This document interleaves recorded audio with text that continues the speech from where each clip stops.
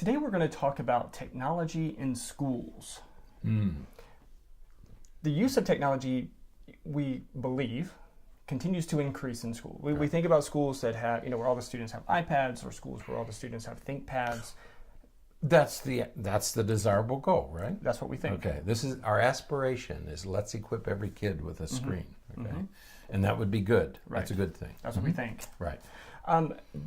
But we're going to challenge that a little bit today. That's right. We have an article today that talks about, it's from the New York Times, and it talks about that the use of technology in schools isn't quite what we think.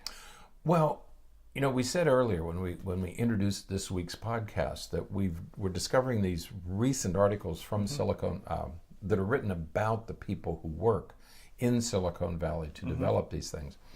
And so there's this sort of a series, it's not an organized series, sort of this collection of articles that address these issues. And this one is about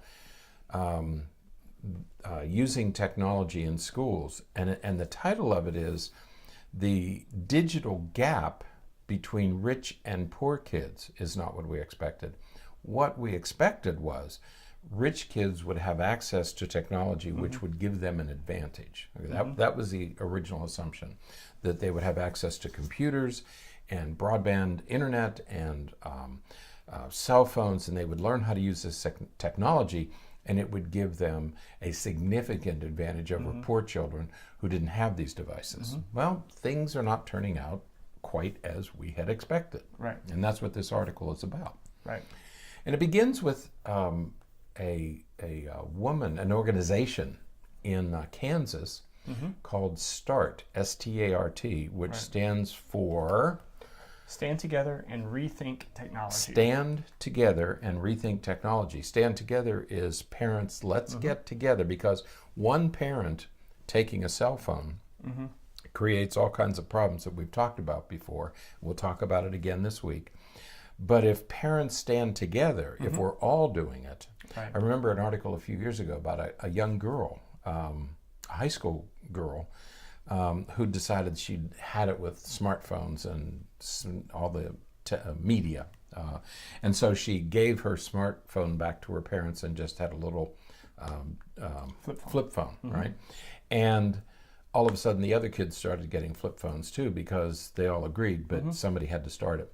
Well, that's what this is. These are parents organizing themselves in this organization called START, and the idea is to limit kids' use. Now, the other thing about this is occurring in an affluent suburb of Overland Park, Kansas. And so these are affluent parents saying, I'm not sure we want all this screen time. Right. Okay, and so they're doing away with it. In the next paragraph or two, by contrast, they talk about the Utah school system, which has a multi-million-dollar grant to have an online preschool for 10,000 preschoolers. Okay, so while the affluent private school kids are moving away from technology, the public schools are getting more technology. Right. Okay, and so that's what we want to talk about today. Is where are these two things headed? Right. Okay. Yeah, and another article that we have linked in the show notes is an article about Apple and Tim Cook, and how he encourages his nephew to not use technology in some of the way that many other teens are using it. That's right.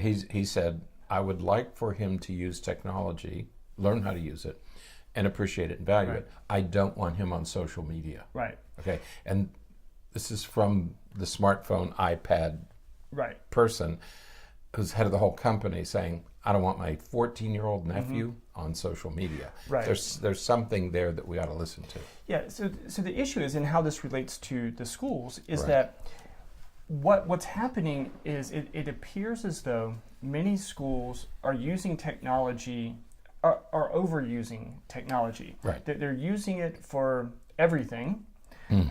So it's removing some of the direct interactions. It's removing some of the discussions, some of the important aspects of education that come from face-to-face communication and come from classroom-based learning, is replacing that with screen time. Yeah. And as you said, some of the more affluent, more maybe forward-thinking schools and school districts are actually stepping back from the technology and saying, you know what, we don't need to have a technology-based literature program. Right. We can read, we can discuss some of these books and some of these pieces verbally and in class. We don't need to do all that on an iPad. Right. Then Tim Cook made that comment too. He said, you know, I have nothing against it if it fits, if it enhances the experience in some way. But he said, I'm not sure that we need technology in a literature class. Right. I mean, you're supposed to be reading and discussing the material. That hasn't changed in 1,000 years, and so. There are times when you don't need technology, and it's okay. You don't have. We have this push for technology in and of itself is a value. Right. That's what always bothered me about it. You and I teach in universities, and it was always troublesome to me that it was almost like we had to do the technology because the technology was important. And we, as faculty members, would know it's the content that's important. Right. And however I get that across, if technology enhances it, that's fine. But to have technology for technology's sake didn't make any sense to us. Right. And that's why many of us don't like online courses. Right. Many students don't like online courses. They come to college to have this personal interaction with people who know more than they do. Right. And then they're denied that access because everything has to be put online. Right. Yeah, the reality is that most things that a student can learn in school, if you're going to use technology for it, they could find that on their own anyways. That's right. You know, we could have a discussion about the Iliad and the Odyssey. Right. We could sit here and we could have a discussion about it, and we could, you know, read portions of it, and we could have a discussion and really expand our understanding of it, and really get our students to consider the work and the meaning behind it. Any technology that we use to explore it, videos or you know, other websites that talk about it, are things that they could find on their own. They don't. That's right. They don't need me. They don't need classroom time. They don't need a teacher to teach them how to do that. Right. They're much better at that than I am. Yeah. Right. I mean, they're much better than I am at finding that stuff. But what they would really benefit from is someone sitting down and asking them, "What do you think this means? Right. What do you think this means? Not what do you think somebody on this website thinks it means?" And so we're teaching them how to think, and we're teaching them how to be critical, and you know, there's critical thinking skills that are really important. But over reliance on technology starts to take us away from that important instruction. That's right. And it's that whole argument about the experience, the college experience. You know, what should it be? Should it just be online content? Or you just want to master basic skills? Or do you want some experience that actually changes you in some way? I had the luxury, and I think it is a luxury, of going to a small college where I could have meals with my professors. They ate in the same dining room we did, and we would talk to each other all day long, and meeting people from other parts of the country. And that was the transformative experience of going to college. I couldn't have accomplished that sitting in a dorm room or at home on a computer. I would have missed all that. That really was transformative. Yes, I could have learned some things online, but the college you're still missing the college experience. Absolutely. You know, I always find it a little bit contradictory that a person would go to college and take an online class and stay in their dorm room while they're taking online classes. And I'm thinking, that's like going to a resort and spending the whole time in your hotel room. Right. You know, here's all the experiences out here, but you know. So, but in addition, I wanted to mention two other things. And is it okay? I guess. It's okay with you, right? Okay. In addition to the Utah business, the online school, there are two other differences that speak to this issue of the digital divide. One of them is that there was a study conducted that said low-income children spend 8 hours and 7 minutes on screen, whereas more affluent children spend 5 hours and 42 minutes on screen. That again was unexpected because what are the lower income children missing Right. in those 2 hours that they're on screen? What are the other kids? What is the advantage to them? Mm-hmm. The other difference is a Silicon Valley difference. And again, Silicon Valley is where these things are built and where people are fairly wealthy there. Mm-hmm. Okay, they have choices. Silicon Valley parents are developing what are called throwback preschools, Mm-hmm. and the Silicon Valley executives and their families are saying, we want less of this in our schools. Mm-hmm. We want to have schools where people are talking, where they're meeting with each other. There are places where people are communicating directly with each other. In the meantime, the public school, and this is at the private schools, Mm-hmm. there's a school called the Waldorf School. Mm-hmm. And the parents at the Waldorf School are saying, we want less technology, less to no technology in our Right. schools.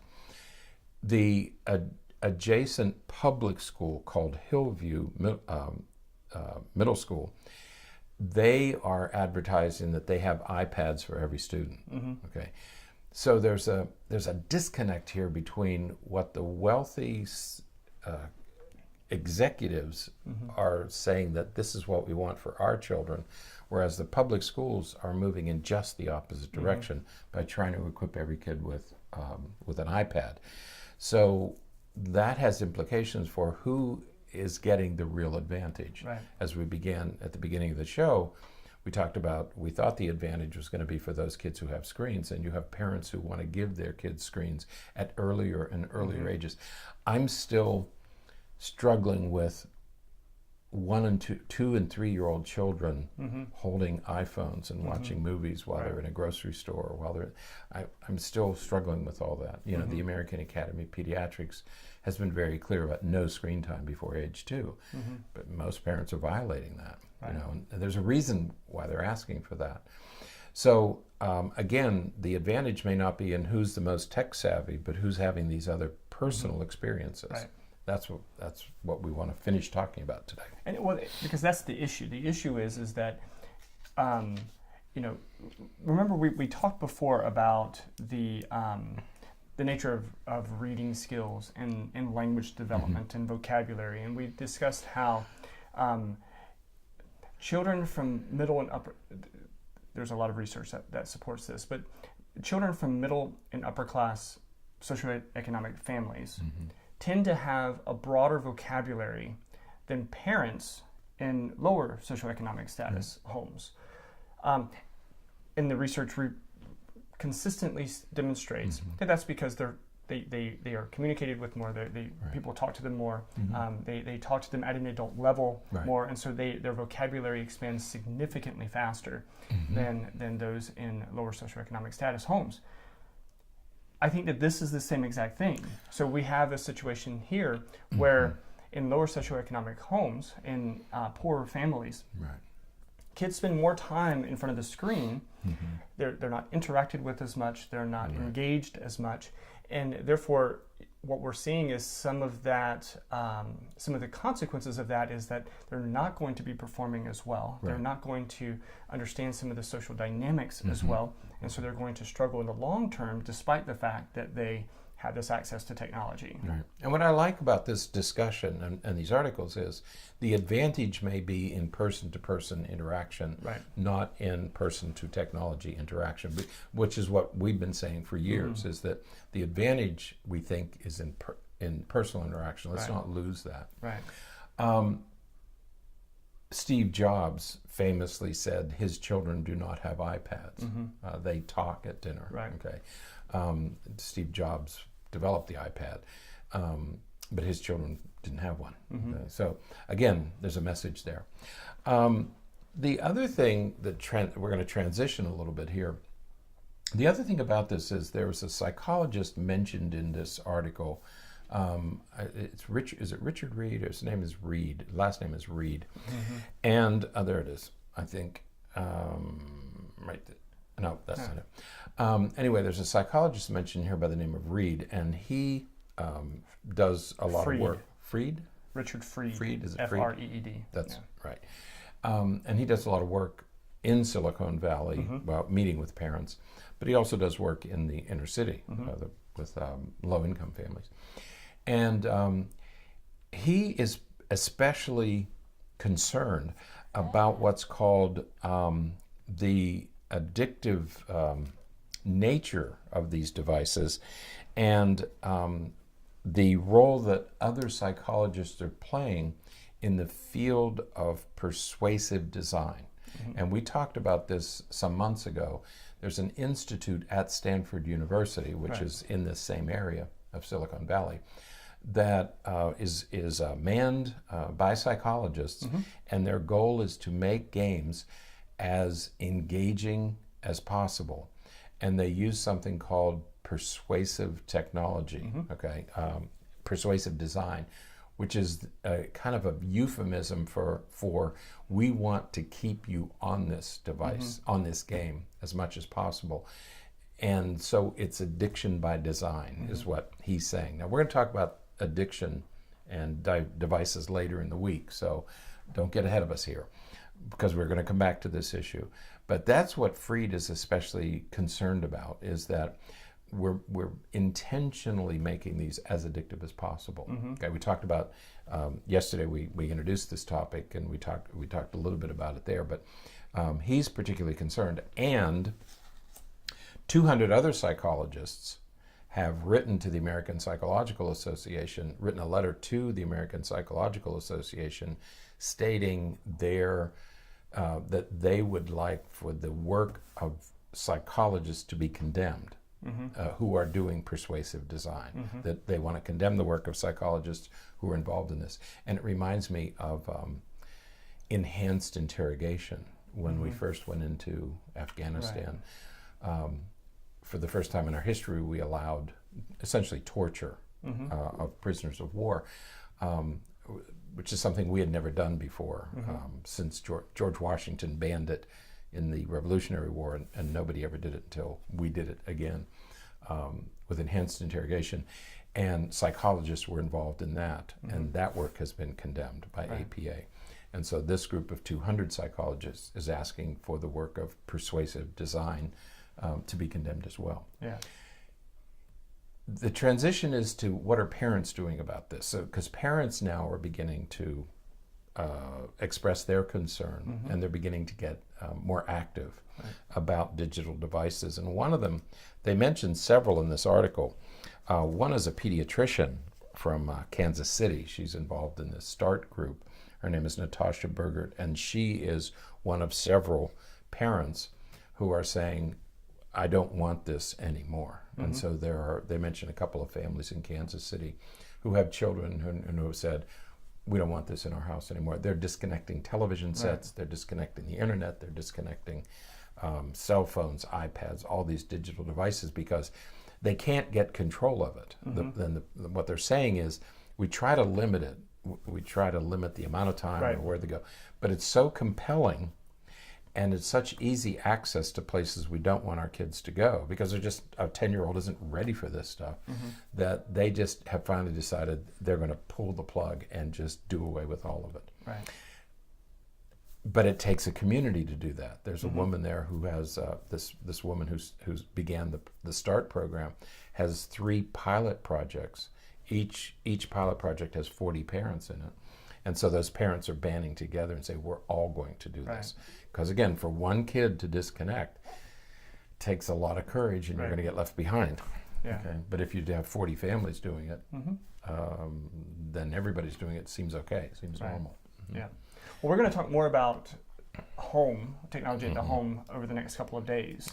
So, we're going to dive more into it there. So. But the final thing that they say in this article is the executives, and we're going to talk about this later, the executives in Silicon Valley are saying that we don't want our children to be on these devices. The very people who are building the devices are limiting their children's access to them. And that's what we want to talk about during the remainder of the week. Okay? All right. Well, that is it for today. Until next time, stay happy, stay healthy, and forget to be afraid.